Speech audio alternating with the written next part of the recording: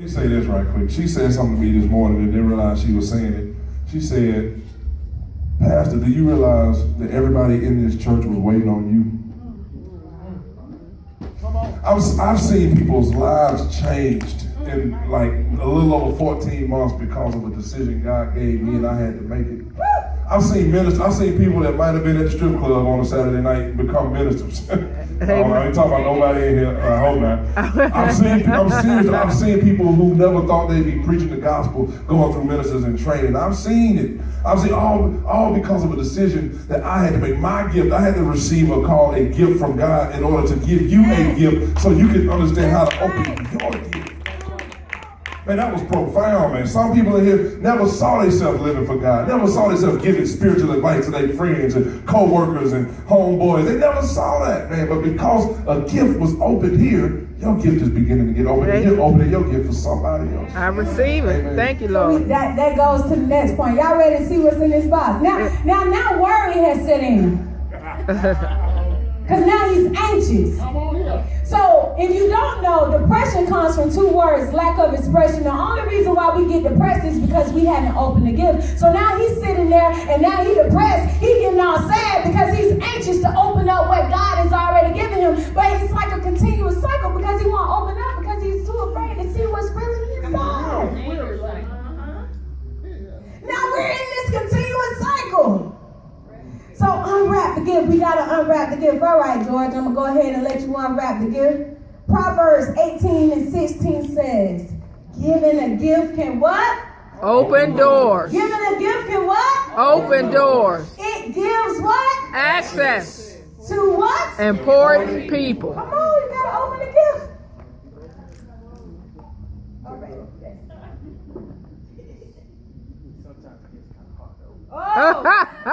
So what is it? Santa. It's another, because it said what? Open what? Open what? Doors. I want you to say it slow. Open doors. Open what? Doors. So when you open a gift, it opens another door. When you open a gift, it opens another door. When he decided to do 3D church, it opened a what? Door. Yes, it did.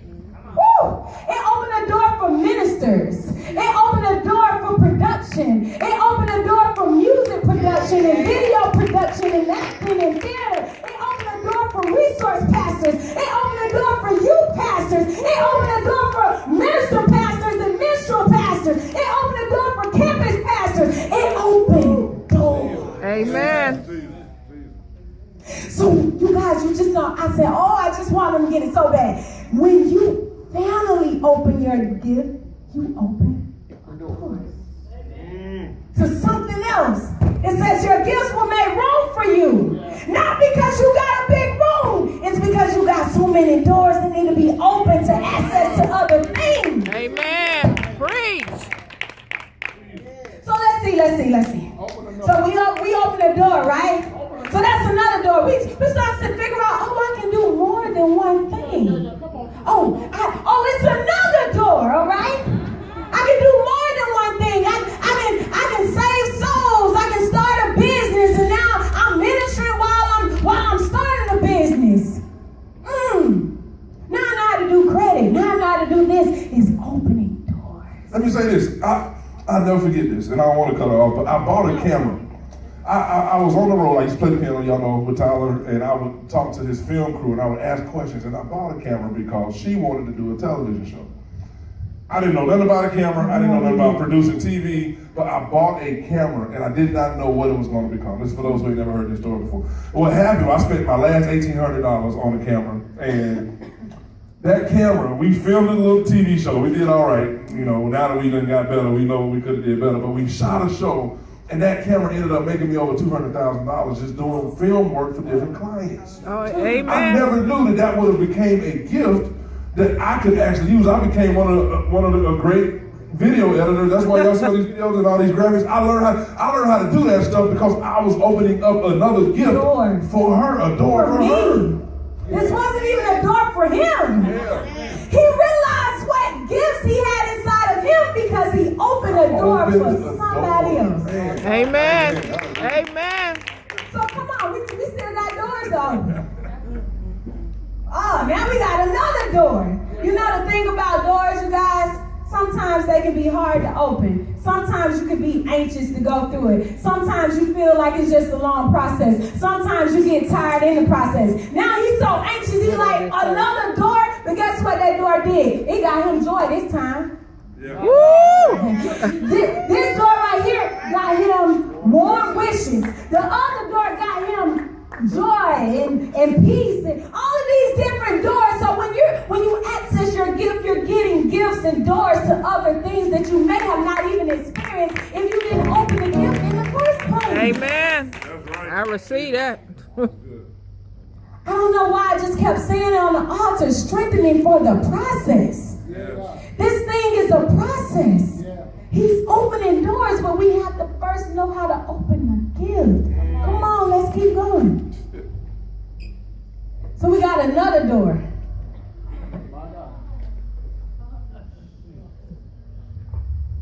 Family, what is it? Got the key Amen. to the door.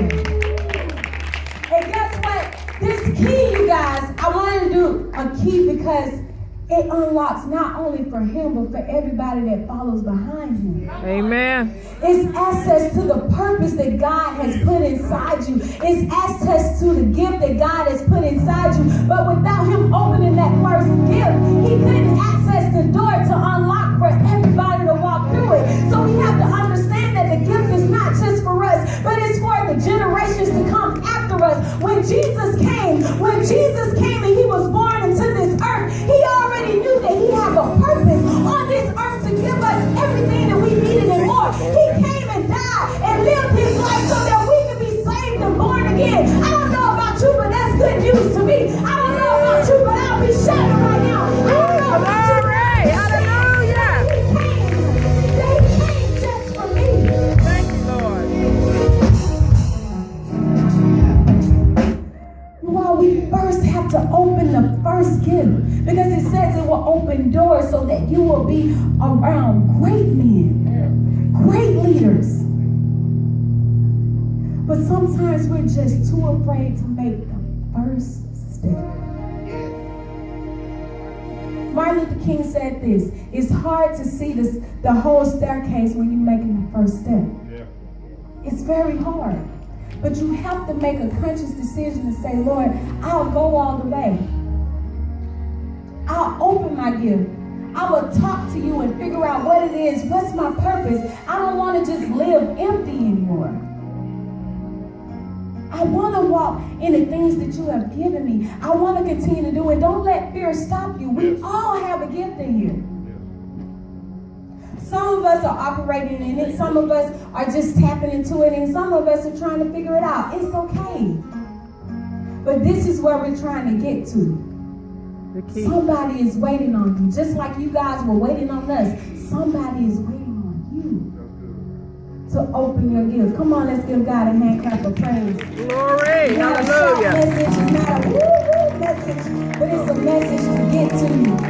On We this want y'all to evening. get it. Let me say this. The scripture, John 10:10, it says the enemy came to steal, kill, and destroy. But we got to remember, the greatest gift of all is Jesus. He said, I came.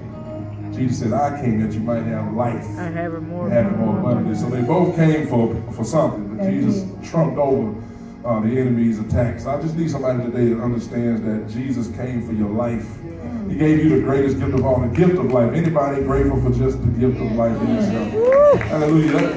That alone, oh man, y'all can do a little better than that, man, for the gift. Glory. Hallelujah. The gift of life, man, that's why you have to live life to the fullest, is because when you've been gifted with something, you use it.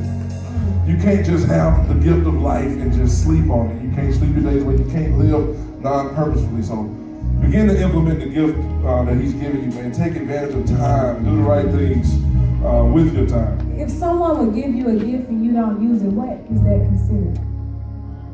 Ungrateful. Rude. God has given us all a gift. Don't be afraid to walk in it. Don't have fear anymore of I can't. walk in the things that God has given us. We have to, because somebody is waiting on us, 3D. People outside of these doors are waiting on us to get it right. They're waiting on us to unlock the door. They're waiting on us to move.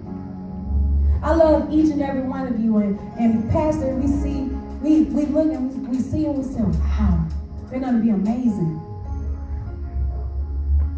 Walk in the things that God has given you. He's purposed all of you for something. I seen Mrs. Brown start her company, about 14 months ago?